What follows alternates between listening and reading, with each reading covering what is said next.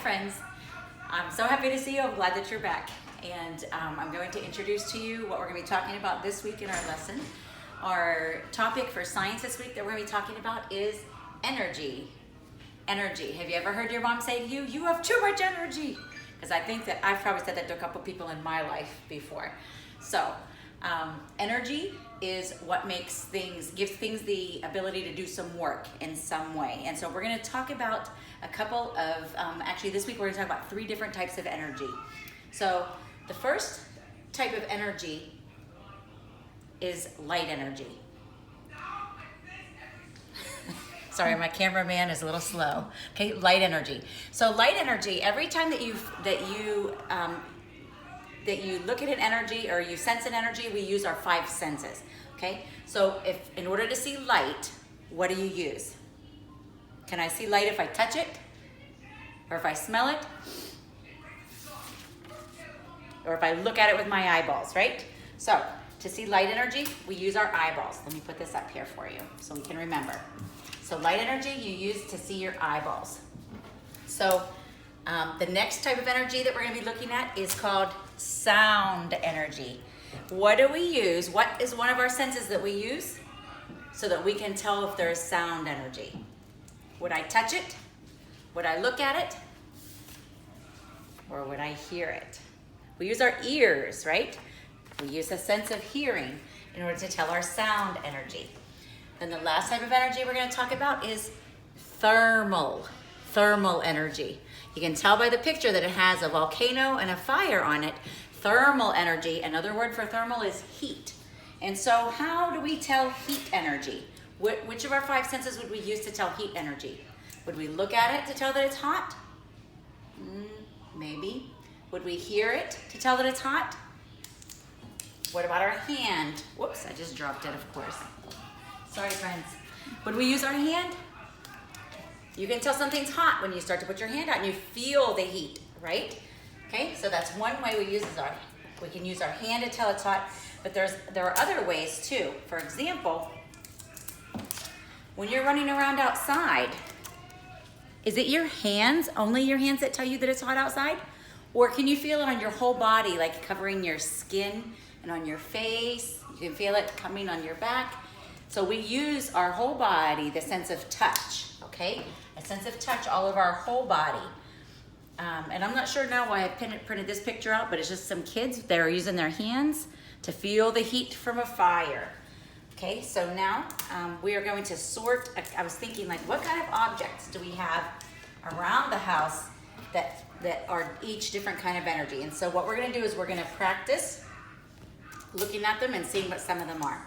So the first one that's at my house, I'm sure you have it at your house too, is an oven. What kind of energy does an oven produce? What kind of energy does it make? Does it make light? Can you hear it? Or does it make heat? If you said heat energy or thermal energy, you are correct. Even though sometimes, like in my oven, I have a light bulb in there that I can turn on so I can look in the oven and watch my cake baking. But the light bulb is giving off the light energy. The oven gives off the thermal or the heat energy. Okay? What about a snake? What kind of energy does a snake? I don't have a snake around my house, by the way. What kind of energy does a snake give off? How do you know a snake is there? Does a snake give off light energy? Does the snake light up? No. Does it make a noise? Maybe. Does it give off heat energy? Nope. Snakes are cold-blooded. They're only as hot as their surroundings. So I think that this one goes under sound because that's how I can tell. One time I really did find a rattlesnake when I lived on my sister's ranch some years back. And the first sound that I heard was the of his tail going. And so I knew right away when I heard that sound, I heard that and I knew to step away. Okay, how about the sun? Does everybody have the sun at their house?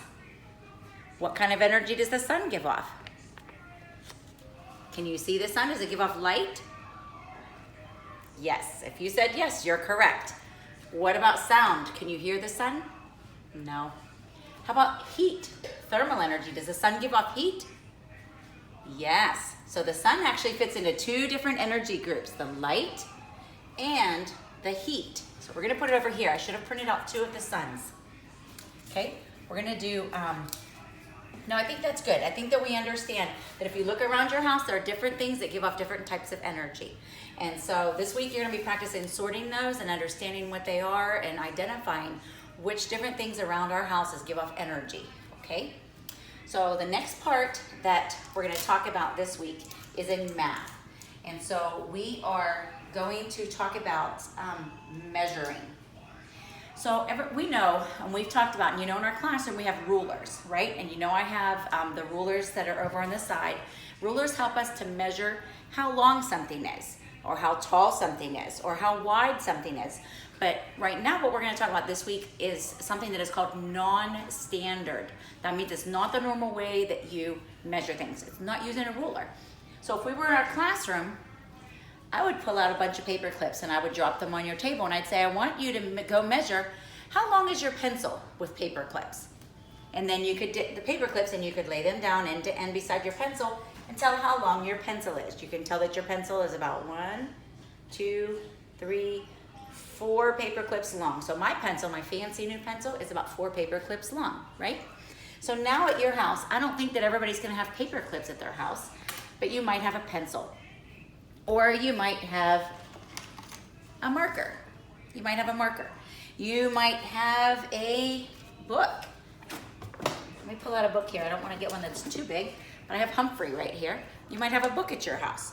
So you're going to be practicing this week measuring things. So if I'm going to ask you, how tall is my dry erase board in my living room? So could I measure it with paper clips? Yes. Is it going to take me a long time? Yes. So I'm going to look for something a little bit longer. So I might use my pencil. And so I put it at the edge of it and you measure it up so far. You mark where it goes. That's 1, 2, whoops, I dropped my pencil. 3, look at this, just a little tiny bit. So it's just a little bit more than 3 pencils tall. Okay, 3 pencil lengths tall. I could also measure it with my book. I could measure. It's 1, 2, 3, about the same size, about 3 books tall.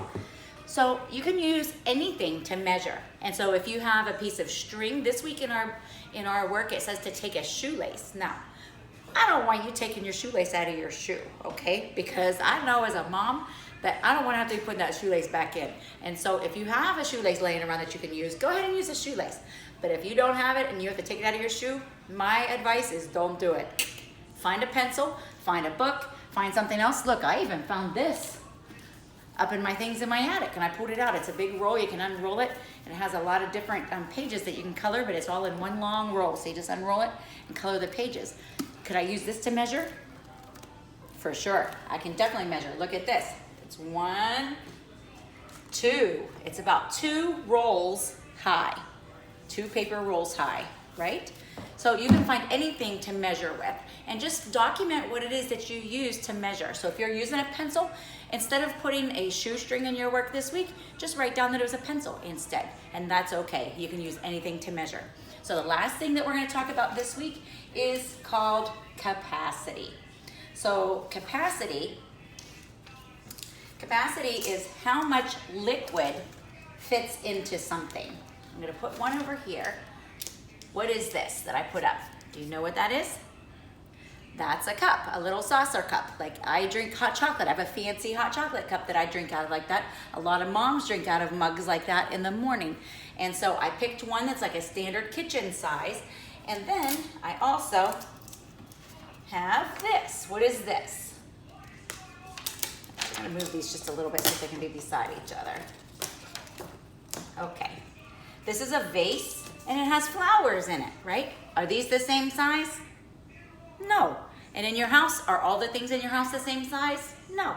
And when you go places out in the world, do we have everything the same size? No. Different size containers. And so there is a unit of measure that is called 1 cup. Have you ever been in the kitchen with your mom helping her to bake or to cook and she gets out her measuring cups and she says, fill this up with water to 1 cup to the top of the measuring cup. And so then you use that cup and if you fill it exactly up to the top, that's 1 cup. If you fill it halfway, it's not 1 cup, that's only half of a cup. So you fill it all the way to the top to make 1 cup. And so what you're gonna be talking about this week is how many cups does it take to fill different sizes of containers. So if I have a little hot chocolate cup in the kitchen, about how many cups does it take to fill that up? Takes 1, but isn't there a little bit of space to fit a little bit more in there? So it takes 1, but a little bit more than 1. So it's mostly 1, right?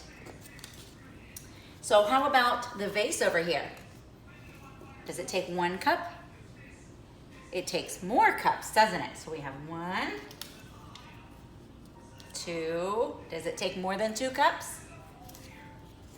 3. Does it take more than 3 cups? This particular vase takes about 4 cups, and it could possibly hold a little bit more than that. And so you're going to be looking at different containers that you might have around your house and in your kitchen to see how much liquid or how much capacity there is to put liquid into it and how much it can hold. Okay?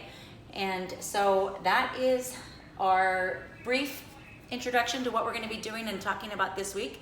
I love you and I miss you so much. And remember, if you want to do your talk with me and do your lessons over the Zoom or do it talking on the phone, all you have to do is send me a text and let me know. And I'll be happy to do it with you. I'll sit down with you and we can watch each other over Zoom and we can do our work together so that I can help you to study. And it might give your parents a break a little bit and it gets me to get to see you a little bit more because I miss you. So I love you so much. Please be good. Remember, do your part at your house. Remember that everybody in the household has to work together so that everybody's happy. That means that if you're dragging out your toys to play, what is it that you're picking up? You're picking up your toys. You're not gonna throw your dirty clothes on the floor. You're gonna pick them up and put them where they belong, right? If your mom's working, you can ask her, hey, can I help you do that? Or what job can I do for you today? Remember, everybody does their part to make our houses run smoothly, and that way everybody can feel the love in their heart. I love you so much. I miss you, and I'll talk to you soon. Bye, friends.